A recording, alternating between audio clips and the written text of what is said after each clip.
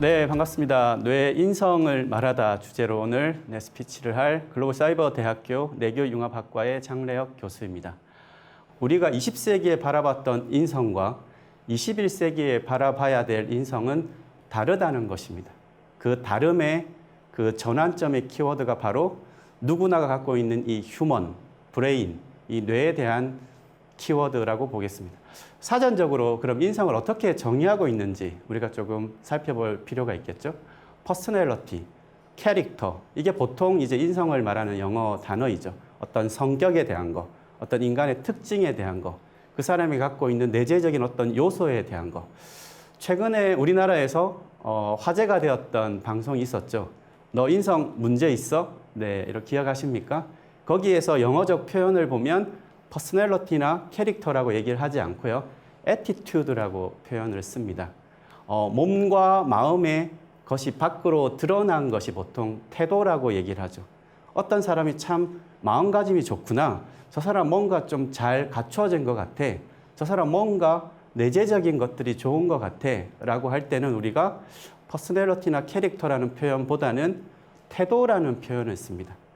지금 시대를 살아가는 분들, 인성하면 대표적으로 떠오르는 사람 누구겠습니까? 네, 제가 있는 학교가 BTS 모교라고도 불리는데요. 한류의 이전과 이후는 BTS로 나눈다 이런 표현을 쓸 만큼 지구촌에 감성 충격을 주고 있는 한국의 팝 그룹이죠. 지구촌 그룹이라고 표현을 하는, 제가 이 BTS의 노래 중에 가장 좋아하는 가사가 들어가 있는 것이 바로 Love Myself입니다. 인간의 내재적 가치는 어떻게 향상되고 어떻게 길러질 수 있는 것일까? 이 Love Myself의 그 가사에 보면 이런 문구가 있어요. 어쩌면 누군가를 사랑하는 것보다 스스로에 대한 사랑이 너무나 어렵더라. 어제의 나, 오늘의 나, 내일의 나, 과거의 성찰, 또 미래의 자신을 꿈꾸는 이 인간이 유일하게 시간의 흐름을 이해할 수 있는 동물이라고 얘기를 하는데요. 이렇게 스스로에 대한 성찰과 미래의 꿈을 꾸는 사람들, 그리고 그 가치의 시작이 바로 남을 평가하고 남을 바라보는 시선이 아니라 스스로에 대한 이 가치의 시선을 돌리는 그것이 인성의 시작이고, BTS가 보여주고 있는 이 많은 요소들을 보면 인성을 갖춘, 그리고 인간의 내재적인 자신의 역량을 끄집어내는 사람들이 결국은 선한 영향력을 보이고 있다는 걸 알 수 있습니다. 20세기의 인성이 21세기 인성과 다르다는 아주 대표적인 증거가 되겠죠. 어디까지 선한 영향력이 오고 있는지 아주 재미난 사례가 있는데요. 미국의 많은 학부모들이 한국의 K-팝 그룹을 자녀들이 좋아하면 굉장히 그 칭찬을 많이 한다고 합니다. 미국의 여러 가지 힙합을 사랑하는 많은 청소년들이 있었죠. 그런데 왜 한국의 K-팝을 좋아하면 미국의 학부모들이 오히려 박수를 치고 있을까요? 해리포터 시리즈를 출판한 미국의 대형 출판사가 미국 초등학생들의 권장 도서를 이제 매년 제시를 하는데요. 여기에 BTS가 이 목록에 포함이 돼서 화제가 되었던 적이 있습니다. 한국의 K-팝은 여러 가지 이제 군무를 추고 또 스스로가 열심히 갈고 닦고 연습을 같이 하고, 그 과정에서 기존에 갖지 않았던 그 어떤 비속어나 또 여러 가지 성에 대한 아주 안 좋은 인식이나 이런 거에 집착하는 것이 아니라 스스로의 몸과 마음을 갈고 닦고 함께 협동해서 뭔가 결과물을 만들어내는 이 과정에서 미국의 청소년들이 기존에 없던 신체적인 건강, 정서적 유대감을 보인다고 합니다. 그래서 미국의 학부모들이 바라보는 K-팝의 핵심 키워드 중에 하나는 바로 선한 영향력이라고 합니다. 인성에 대한 새로운 전환을 의미한다고도 볼 수 있는데요. 실제 방시혁 대표는 이 방탄소년단 멤버들을 초기에 뽑을 때 이 재능이 아니라 이것을 가장 중요하게 생각했다고 해요. 바로 인성을 중요하게 생각했는데 그 인성 중에서도 음악에 대한 열정을 얘기했다고 합니다. 음악에 대한 열정이 있느냐 없느냐, 그것이 가장 첫 번째 기준이었다고 합니다. 시간이 흘러도 변하는 것이 있고요. 시간이 흐를 때 이것을 갖고 있으면 오히려 성장하는 사람들이 있죠. 그것이 바로 그 사람이 갖고 있는 내재적 가치인데, 이 방시혁 대표는 이 열정을 핵심 키워드로 뽑았다고 합니다. 왜냐하면 음악에 대한 열정이 있다면 초기에 갖고 있던 그 재능은 나중에 더 상승할 수밖에 없다는 것이죠. 실제 BTS의 초기와 지금 그 증거를 보여주고 있죠. 그래서 인간은 어떻게 변화하는가? 이 질문이 오랜 교육계의 수건이었습니다. 지금 21세기는 인성을 갖춘 창의적 인재, 이것을 전 세계 누구나 손꼽고 있죠. 그럼 이제 한번 질문을 드려볼까요? 왜 우리는 그토록 지난 세기, 지난 시간, 학교 교육에서는 지식을 이토록 강조했을까요? 지식 기반 학습, 지식 기반 사회, 지덕체에서도 지식이 가장 첫머리에 있습니다. 산업혁명 이후로 200년간 존속되어 온 이 지덕체 교육의 시작은 서구식 기반 교육에서 비롯되었던 것입니다. 인간의 가치라는 것이 지식 학습으로 내재적 요소까지도 끌어올릴 거라고 했던 이 착각 속에 있었죠. 하지만 우리는 이미 알고 있습니다. 인간의 고유 역량, 이 자연지능이라고 하는 이 변화는 결국은 자기가 갖고 있는 인간의 자신의 가치를 발견하고 끌어올리기만 한다면 자신의 삶이 변화할 거라는 거예요. 그래서 자신의 가치를 찾은 아이들은 목표를 세우게 되고 그것이 신념화되고요. 그것이 기존에 없던 창조성이 발현이 되고 자신의 삶에 변화를 줍니다. 그리고 나아가서 세상을 바꾸게 되죠. 이런 흐름은 우리가 어떻게 알아차렸을까요? 바로 뇌에서 발견을 했습니다. 왼쪽 사진에 여러 가지 키워드들이 보이는데요.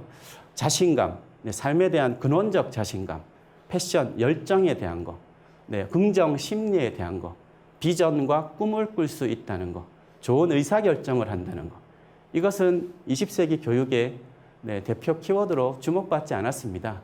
학습을 잘 시키면 그런 과정에서 이런 것들이 길러질 거라고 봤었는데 아니라는 걸 오늘날 학자, 그룹, 여러 가지 교육계에 계시는 분들이 다 알고 있습니다. 여러분과 저의 뇌를 바꾸면 사람이 바뀌겠죠. 인체에서 유일하게 정신활동을 담당하는 기관이 바로 뇌입니다. 그래서 20세기의 심장도 건강해서 이제는 뇌로 옮겨온 것이 바로 뇌건강이라고 얘기를 하죠. 마음기제 총사령탑이라고 하는 이 마음을 탐구하는 과학이 바로 뇌과학입니다. 그리고 인간의 삶을 편리하게 만드는 기술, 그걸 우리가 뇌공학이라고 얘기하죠. 21세기 뇌 시대에 있어서 그럼 뇌교육은 무엇일까요? 몸과 마음의 상호작용을 통해서 교육, 인간의 가치와 인간의 잠재성을 개발하는 융합학문, 그것을 바로 뇌교육이라고 얘기합니다. 인간의 가치와 인간의 잠재성을 개발하는 학문이자 기술입니다. 그래서 한국은 세계 한 10위권 국가이죠. 아마 지금 방송을 보시는 분들은 한국이 개발도상국이었을 때 살아왔던 분들이고요. 지금 우리 아이들은 이미 세계의 탑10 국가, 선진국에서 태어나서 지구촌 시대를 살아갈 아이들입니다. 21세기 키워드라고 하는 이 뇌도 한국의 한 뇌과학 분야 10위권이 되지만 인간의 뇌 활용과 개발에서 분야에서만큼은 세계에서 가장 선두권의 선점적 지위를 갖고 있습니다. 이 뇌활용 분야에서 뇌교육 학사, 석사, 박사, 대학원을 세계에서 처음으로 구축을 한 나라이죠. 그래서 오늘 제가 이제 이런 발표를 드리게 된 것도 아주 의미가 있는 것 같습니다. 왜 그러면 궁금증이 생기죠. 왜 그러면 이토록 중요한 인간의 내재적 가치 이런 것들이 그동안 드러나지 않았을까? 바로 20세기에 우리가 두뇌에 대한 걸 잘못 생각하고 있었기 때문입니다. 지금 방송 보시는 분들은 IQ 검사를 했던 세대일 겁니다. 지금 우리 아이들 IQ 검사를 하지 않는 세대이죠. 100년 역사의 IQ. 그래서 지금 IQ를 기억하시는 분들은 우리 자녀들이나 아이들이 이렇게 얘기를 합니다. 공부 잘하면 머리가 좋다고 얘기를 하고요. 공부 이외의 것을 잘하면 재능이 있다 이런 표현을 많이 씁니다. 모든 인간의 다양한 가치와 마음 능력을 IQ 숫자 하나로 귀결시켰던 지난 세기. 그래서 머리 안에 인성이나 감성이나 신체적 요인들 이런 것은 중요하지 않았습니다. IQ 100년 역사를 무너뜨렸다는 것이 바로 이 다중지능이죠. 하워드 가드너 교수가 1983년에 Frame of Minds, 마음의 틀이라는 제목으로 다중지능 책을 이론을 제시를 했습니다. 가드너 교수는 이것이 안타까웠습니다. 우리 지구촌의 모든 아이들의 다양한 마음 능력이 숫자 하나로 대변되는 것에 대한 안타까움이었죠. 지구상에 태어난 모든 아이들은 언어, 음악, 신체 운동, 공간, 또 대인지능, 자성지능 이토록 다양한 마음 기제를 갖고 있기 때문에 교사와 부모의 가장 중요한 역할이라는 것은 내 아이만이 갖고 있을 그 고유한 가치를 발견하고 가능하면 스스로 오랫동안 키워갈 수 있도록 가이드하는 존재. 그것이 부모와 교사의 가장 큰 역할이라고 얘기를 하죠. 10년의 시간이 지나서 8번째 지능인 자연지능을 냈습니다. 인간과 자연이 멀어져 가는, 그러면 이제 교육의 아주 중요한 요소가 빠지게 되죠. 자연과의 거리가 멀어질수록 요즘에 흙을 밟지 않는 아이들 이런 표현도 쓰는데요. 정서기제 위축이 일어납니다. 정서기제 위축이 일어나면 창의적 기제의 위축이 따라오게 되죠. 정서와 창의성의 상관성 연구는 오늘날 아주 중요한 뇌과학의 연구 테마입니다. 그래서 마지막 9번째 지능인 실존 지능을 제시합니다. 앞에 8개의 지능은 두뇌의 능력을 의미하고요. 하지만 도덕적이거나 그렇다고 바른 인성을 갖는 건 아닙니다. 나의 재능을 남을 위해서 쓸 수 있는 그 방향성은 바로 실존 지능이 포함하고 있는 것입니다. 그래서 이 다중지능의 흐름을 보아도 오늘날 인성에 대한 인식 전환이 필요하다는 거죠. 바로 이 답을 뇌에서 얘기를 하고 있는 겁니다. 오늘날 인류의 생물학과 신경과학에서도 인간 두뇌 발달 과정을 보니까 또 알아차렸습니다. 그러면 이 인성의 기제는 어떻게 개발되는 것일까? 동물은 나오자마자 걷고 뛰는 걸 우리는 알 수 있지만 인간은 신체적 발달, 정서적 발달, 또 마지막에 인지학습의 발달, 이 순서가 중요하고 이 균형과 통합이 중요하다는 걸 이제 알아차리고 있죠. 인간의 뇌의 3층 구조에서 보더라도 신체적 기제가 가장 안쪽에 있고요. 정서 기제가 중간층, 바깥쪽이 인지학습입니다.